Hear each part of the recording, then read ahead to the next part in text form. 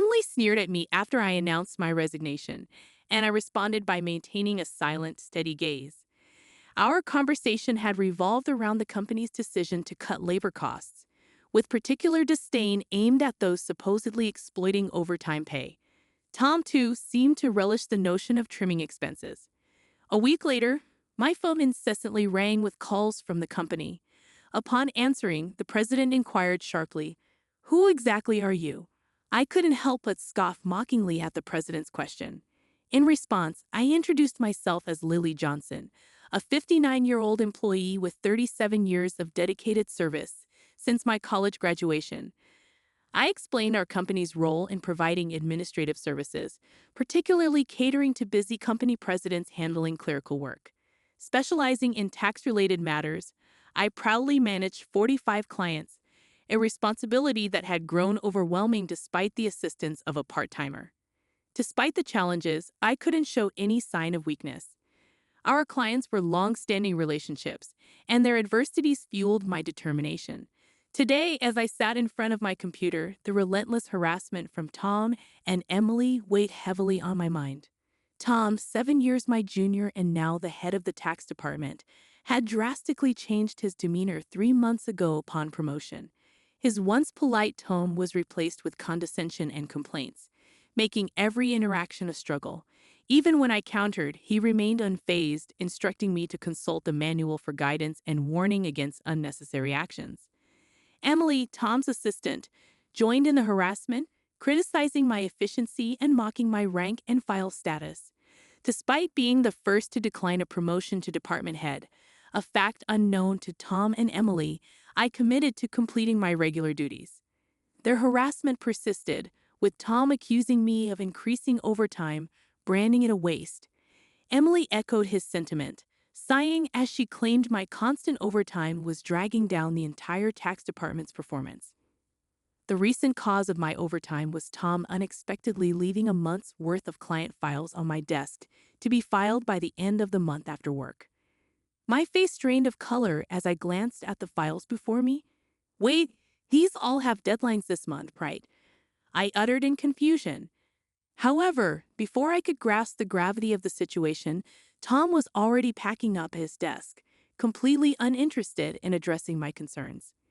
"I'm heading out.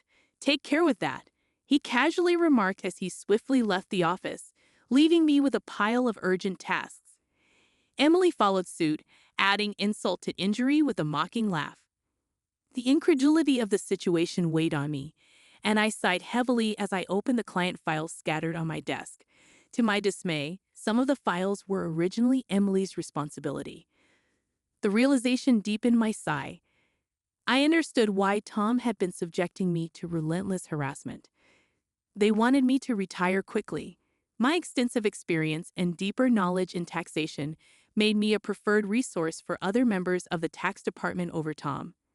Tom's unapproachable demeanor and unattractive appearance made everyone, except Emily, avoid him. It seemed Emily's proximity to him was strategic, driven by Tom's preference for younger female employees. The shallow nature of their thinking sent a chill down my spine. Emily's harassment was not just a personal vendetta. She aimed to curry favor with Tom, the one evaluating the tax department's performance. Despite these challenges, I had to manage the declarations. Alongside preparing tax declarations for my assigned companies, it seemed today's workload was far from over. However, claiming overtime would only invite complaints from Tom and Emily, leaving me resigned to the prospect of unpaid extra hours. Then, unexpectedly, I received a summons to the president's office. Our company had recently undergone a change in leadership due to the former president's sudden illness. The new president, the former president's son, wasn't fully acquainted with our company. As I entered the office, I noticed Tom and Emily with unpleasant smirks on their faces. In a tense atmosphere, the president dropped a bombshell. "Lily, we'll need you to resign by the end of this month." My mind spun as I asked for clarification.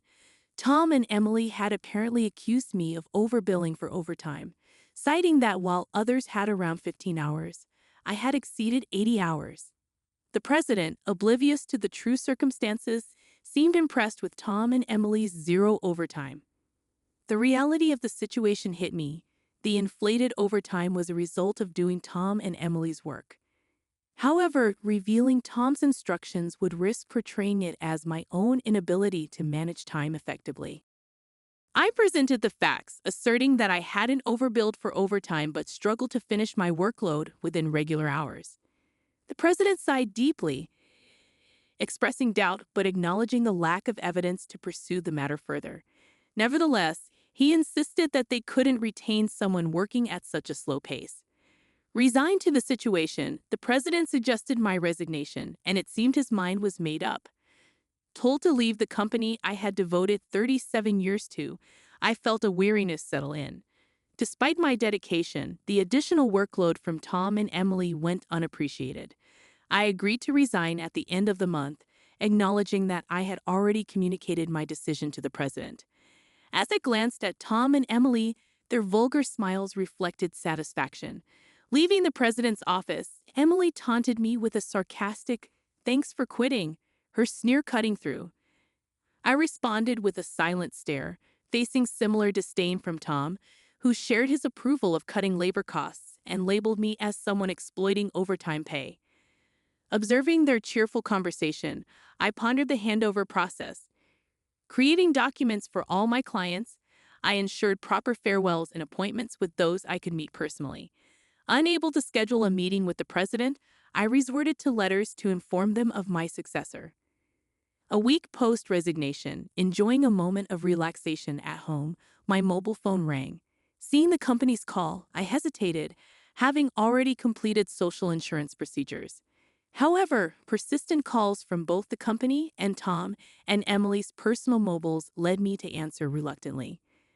As I picked up, the president urgently spoke, asking, "Who exactly are you?" I couldn't help but mockingly reply, "Just an unemployed lady who resigned from the company, nothing else." In response, the president urgently explained the chaos since my departure, 49 calls to stop transactions with the company. He pleaded for my immediate return, revealing a sense of panic in his tone. Reluctantly, I rose from my seat and made my way back to the company.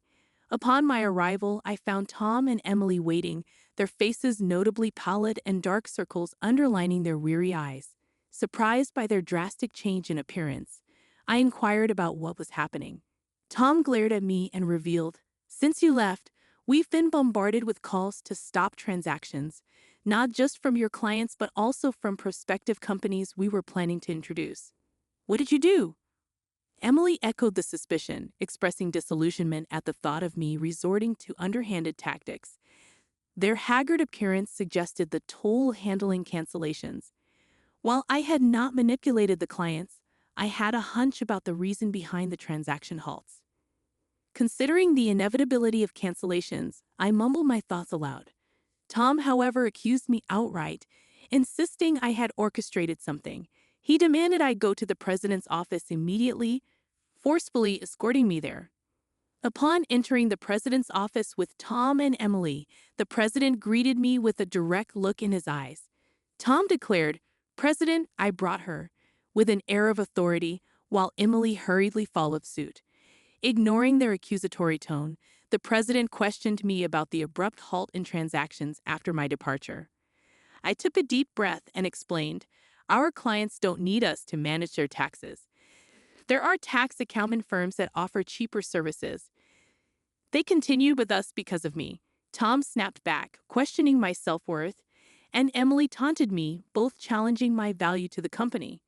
Undeterred, I elaborated on my unique approach, offering tailored tax-saving strategies that resonated with our clients.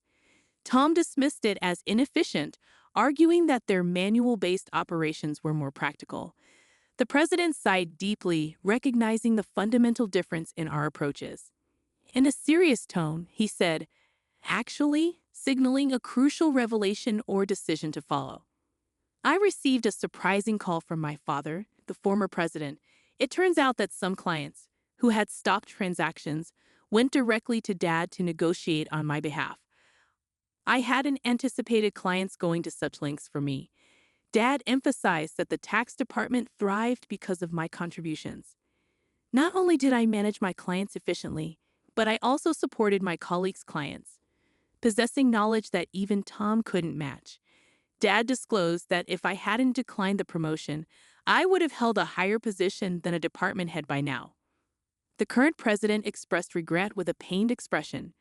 Emily appeared shocked, probably grappling with the idea that I could have been her superior. The president apologized for making me resign initially and asked if I would consider revoking my resignation. According to Dad, I was indispensable to the company. While I appreciated the change in the president's perspective, I hesitated to accept. Tom interrupted our conversation, visibly upset, and protested the president's decision, questioning why I was chosen over him. Emily echoed his sentiments, praising Tom's leadership and expressing disbelief at the preference for me. The president then sternly addressed them, revealing that since my resignation, numerous complaints had been received from the tax department, suggesting they had been shifting their workload onto others. Tom's face turned pale as the president exposed the fact that he had been pushing the preparation of client declaration forms onto subordinates, including Emily's work for multiple clients. The president pointed out the irony, considering Tom had accused me of being a salary thief. Observing Tom and Emily's pale expressions, the president continued by revealing an alleged leak about their romantic involvement. Tom struggled to defend himself, claiming he was merely mentoring Emily as her superior. However, the president produced receipts from the accounting department, indicating dining expenses filed by Tom. Confronted with evidence, Tom, sweating profusely, was unable to provide a convincing explanation. Emily, too, turned ghostly pale as the president accused them of neglecting their duties, inflating expense claims, and violating company policy by having an affair in the office while being married. In a calm and straightforward manner, the president declared the termination of their employment effective immediately. Tom and Emily tried to resist, promising to retract the receipt claims and pleading for their jobs. "I have a family," Tom desperately pleaded, attempting to reverse his termination. Emily echoed his sentiments, tearfully expressing her fear of being fired. She promised to apologize to me and others for burdening them with work, realizing the gravity of the situation involving neglect of duties and an affair with a supervisor. Concerned about her reputation, she implored for a second chance. Sensing their desperation, I offered advice. "Why don't you stop resisting? It's undignified," I suggested.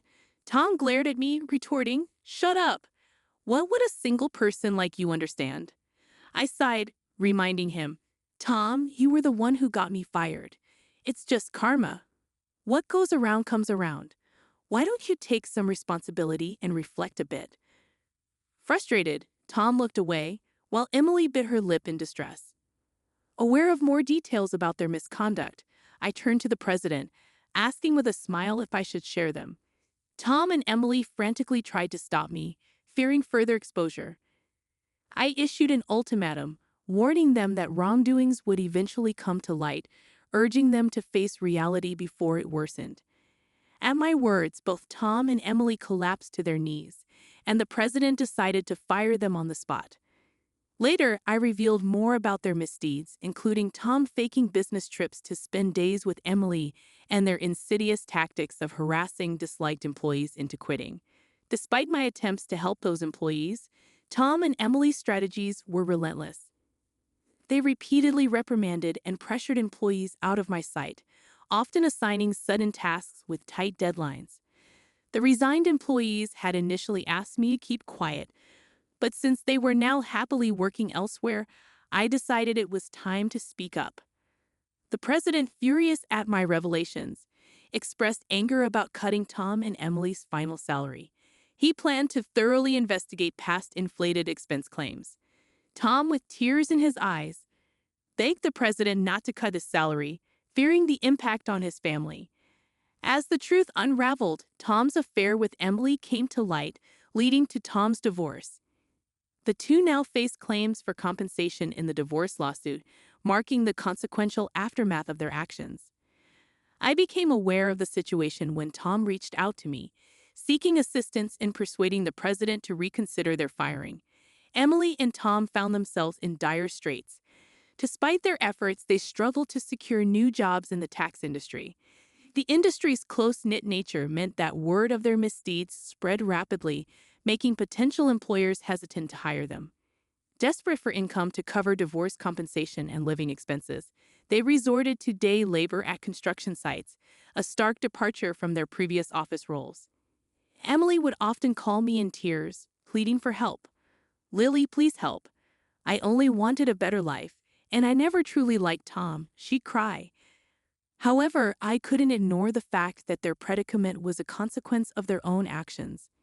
Many, including myself, had been impacted by their behavior. I reminded Emily that the consequences were a result of her choices. "You can't unring a bell," I told her firmly. Facing hardships was the consequence of her decisions. Emily's despair echoed through her protests. Despite her regrets, the outcome remained unchanged. As for me, I chose to distance myself from the chaos of the corporate world. Despite the president's pleas for my return, I declined. Once told to resign, I had no desire to return. Instead, I found solace in assisting at a friend's tax office, supplementing my income and enjoying a more relaxed lifestyle. In the future, I entertained the idea of starting my own office, where I could serve my clients without the constraints of corporate bureaucracy. In my own space, I could fully dedicate myself to my clients' needs. As a tax accountant, I aspired to be on equal footing with my clients, providing service without superiority. This marked the beginning of a new chapter in my life, one filled with excitement and opportunities to pursue what truly mattered to me. My second life had just begun, and I eagerly anticipated the journey ahead.